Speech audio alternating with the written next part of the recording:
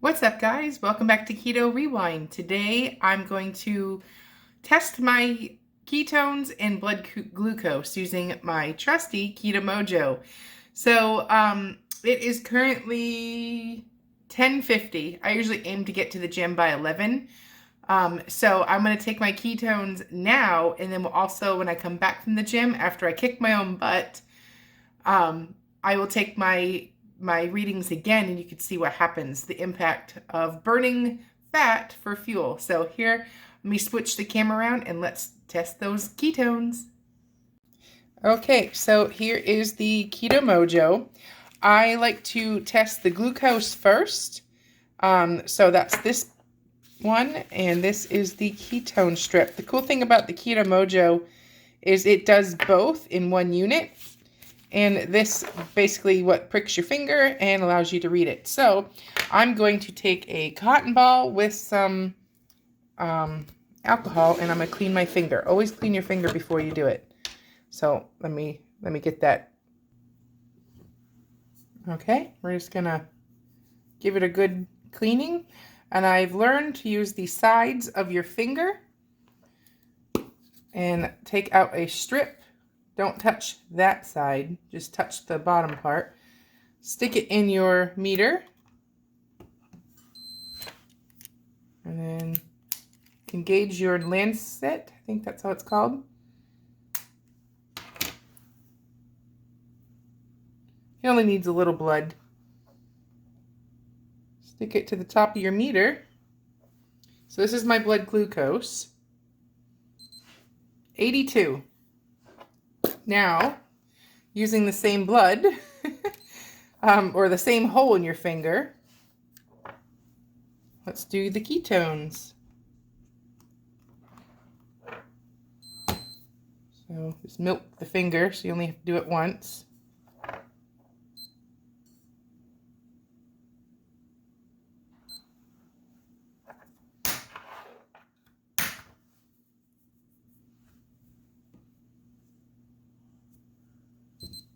All right, 2.0 are my ketones.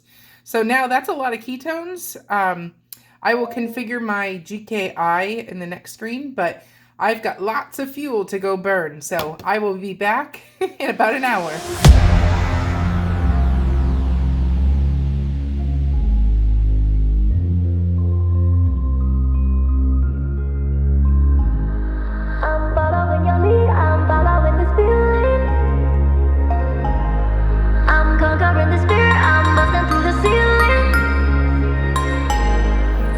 All right, it is now 12:47, an hour and 45 minutes later, and I just had a workout.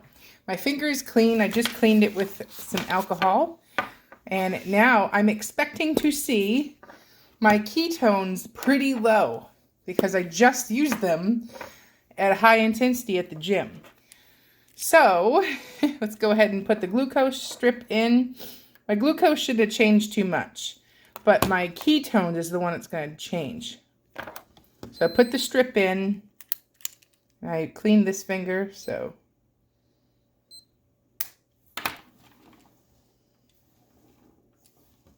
All right. It's hard to do on camera, just so you know. There we go. All right, so glucose is 80. See, hardly changed. Didn't use any glucose.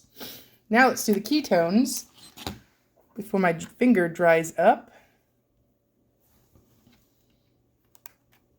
Get some more blood out of there. All right.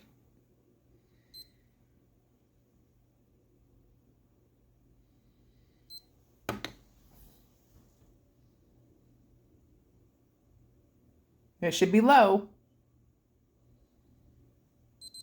1.3. So I used, I was expecting actually to be like 0.9, but I guess I should have worked out harder at the gym. Anyways, 1.3. So that means obviously still in ketosis. I'm going to go have lunch. I've been fasting. It'll be around 1 o'clock when I actually eat my meal.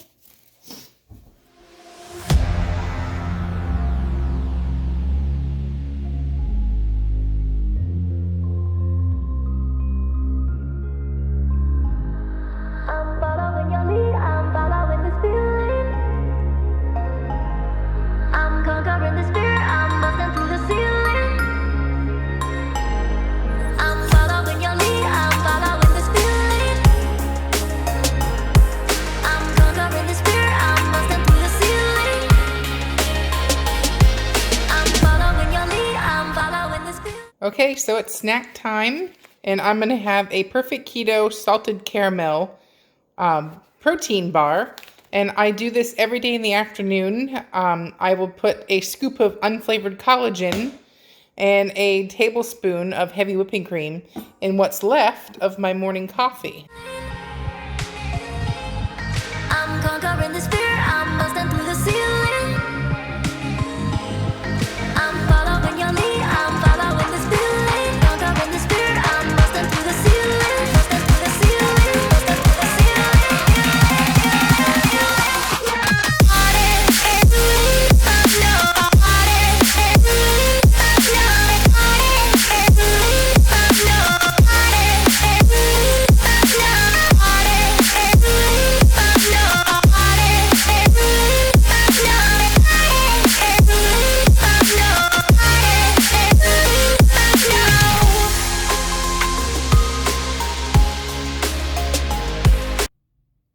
Okay, let's make dinner. I'm going to do air fryer chicken in my new Smart Oven by Breville.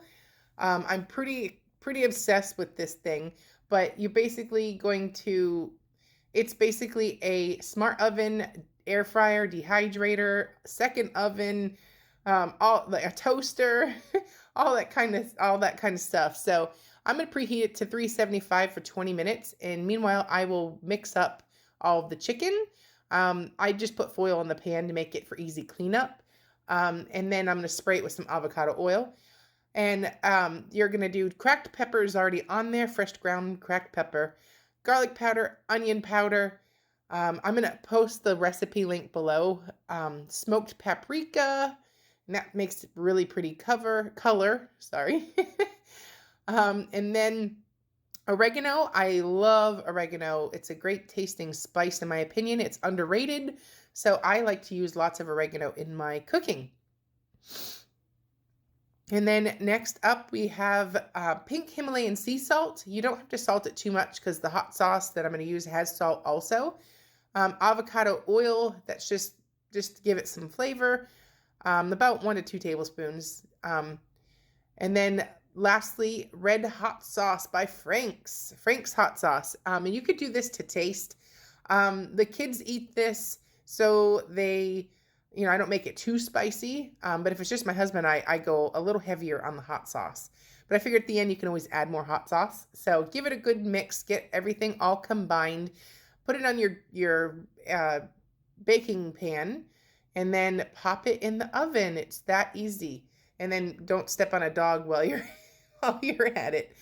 And then also I'm still determining like the right cooking times and everything. So I'm guessing right now, but 375 for 20 minutes is what I've done, 2 pounds of chicken.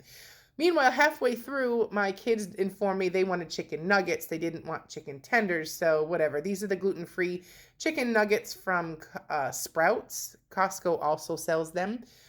So my kids will have that as instead of the chicken. So get your thermometer, double check what the cooking time is. And it turned out this was 20 minutes was too long. I could have probably done 18 minutes. So, but it's a learning process. So yeah, there's the finished product. And then my goal is each time I have a meal, I aim for 6 ounces of protein at my current activity level. So I get my scale out, measure out 6 ounces of cooked meat or protein. And that's 5 7/8, so that's pretty much 6 ounces. And then I'm going to dice up that chicken so that I can put it over my salad. And tonight we're having buffalo chicken salad, by the way. So I dice that all up and then put it on my diced up romaine lettuce blend there. And then I've made up this ranch dressing ahead of time. The recipe will also be below. It's my go-to for everything, kid approved. But just like everything else, you've got to measure it. You can go hog when it comes to dressing. And you're going to burn through a lot of calories if you're not aware of how much you're having. You don't need to put a ton of dressing on a salad. So I aim for about 30 grams, which is around, I think it's 1 ounce. And measure. So, and let me change that to grams. So I've got 29, so I get a little bit more. But there's a lot of calories in dressing, so just be mindful of that. And there you have it, a buffalo chicken salad. I am not doing cheese right now, so I'm keeping it simple, and I'm on my way to Wonderland. All right, what's up, guys? Day 2, or I should say 24 hours later, my ketones. Let's go ahead and give them a test. It's currently 9:11. So I'm just like 10 minutes early than yesterday's number, but that's close enough. So anyways, we're looking for a trend where the numbers are for glucose a little higher in the morning and the ketones a little bit lower than they normally would be. So let's give them a test and see what a full day of eating keto yesterday did with and the gym did with my my numbers. Okay, so I just finished cleaning my finger with some alcohol. Always use a clean finger. And I'm going to test the glucose first. So I'm going to go ahead and put a strip in my meter, my Keto Mojo. And I'll prick my finger.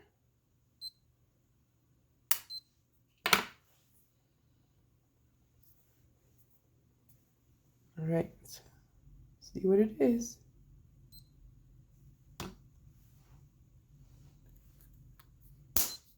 $83. That's actually really good. My numbers usually float around that, so I'm pretty happy with that. And let's do the ketones. Since I just made a big mess, I'm going to use my wipe, clean off my finger, and get fresh blood. All right, let's do ketones.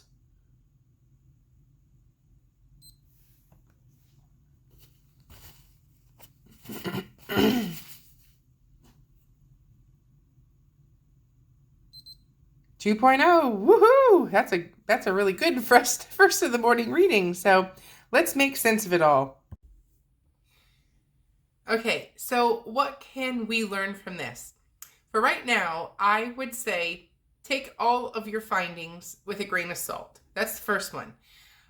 Although the blood ketone and the blood glucose meters are the most accurate in determining your levels, you still have to take the results with a grain of salt because there are variables that can impact the readings. So what do I mean by that? If you exercise a lot, depending on what you're actually eating also affects it. Time of day, like just little things like that. But have fun with it and treat it as something that you can find patterns from. So for me, when I look in or I want to interpret my own results, I find that I test the same time every day or close to it, really close to it. I mean, as close like 9:03 and 9 o'clock. Okay, that's pretty close enough for me, So, but basically you want to see patterns. So if you don't take your readings around the same times every day or after certain activities or before certain activities, you can't draw a pattern. So my first tip would be make sure you're testing your levels at least 3 times a day. That's a good, and if you don't have a medical problem, 3 times a day is great. That's what I do. I typically do 3 times. Sometimes I'll get fancy and do 4 times. But this way you have the same time every day or before or after you do something to be able to formulate a pattern. Or a trend. So in the morning, your readings are going to be your worst. That's called the dawn effect. That means your body's waking up, it gives everything a big push, and it just gives you that initial surge to take on your day. So that's why your mornings numbers are slightly not so ideal, but what you should see is them coming down in your next reading. So for instance, I like to test around 8:30, 9 o'clock. And then I'll do another one before I go to the gym, which is typically 11:30, 12-ish. And then I'll either, if I'm really curious, right after the gym, I'll throw a quick reading. And that's like my bonus reading. But then I'll also do it before dinner, and then that's just the times I've picked to do. Sometimes I've done it 6 times a day. When I first got my Keto Mojo, I was really interested and I wanted to learn what sugar-free stuff does to my body. Did it really spike my glycemic index? Did it not? So what I did determine was having the Lakanto monk fruit sweetener made no change on my glycemic index. Like, it didn't change it at all. It held true. But it does hit my emotional cravings when it comes to eating sweets, being a food addict or a sugar addict. But as for actually what it did to my body, it did not spike my insulin. But and that's why one of the reasons why I got a Keto Mojo was just to test these things, see what foods do. We're all different. We all respond to food differently. So, but the main thing is you want to see a trend. And if you're not measuring or taking your numbers at the same time or before or after something you normally would do, then you can't see a trend. So if you're all over the place, there's no way to make sense of that. So for me, I would say pick several times a day that you want to commit to having your test, and then I like to use an Excel spreadsheet to track my numbers, but a pen and paper will do just fine as well. So, but I aim for, being consistent and seeing the number translate into my Keto Mojo, because that also helps keep me accountable. It makes you more aware of what you're eating, because those foods will impact your readings. The stress level also does increase my insulin. I've had weeks where I had something really stressful going on and I was getting 90s in the morning for my blood sugar, which is high for me. Like, I'm normally in like 78 to 83-ish consistently, eating the way that I eat. So, but those weeks that I was stressed, I was getting 90s in the morning. So, but that allows you to be aware that stressful situations can impact your blood sugar, regardless of what you ate. Like, it can have the ability to raise your insulin without even eating a single thing. So what I'm trying to say is this whole thing, it just makes you more aware. It's fun. It's not exact science, but it's something that you can kind of draw patterns, trends, and analyze your progress, or see if something does bother you or not. With all the artificial sweeteners out there, there's some that do spike your insulin even though they're sugar-free. So it's good to test and have fun with it. So I hope you enjoyed this full day of eating, tracking my ketones and glucose, and let me know what you think. Comment below if you have any questions about your meter or testing. I will say, don't even bother with those urine strips. Those are they're so subjective, because you can easily drink too much water and make it appear in your urine that you're out of ketosis, or you could be dehydrated and it shows a high level of ketones in urine, and it shows you in ketosis and you're not. So it's very inaccurate to use those urine strips, and please don't bother. But with a grain, also take the whole, like, the scientific side and set that aside and think about it. If you're feeling great, you've got loads of energy, you're eating what you're supposed to eat, no test in the world would be able to confirm it better than the way you feel. So if you're feeling good, you're eating what you're supposed to, you're in ketosis. So you don't need these things. But if you want to, if you do want to track this stuff and see if that helps you at all or keeps you accountable, check out the Keto Mojo, and I will post my coupon code and link down below for your discount. So I am Jess, and I'll see you at the next video. Bye-bye.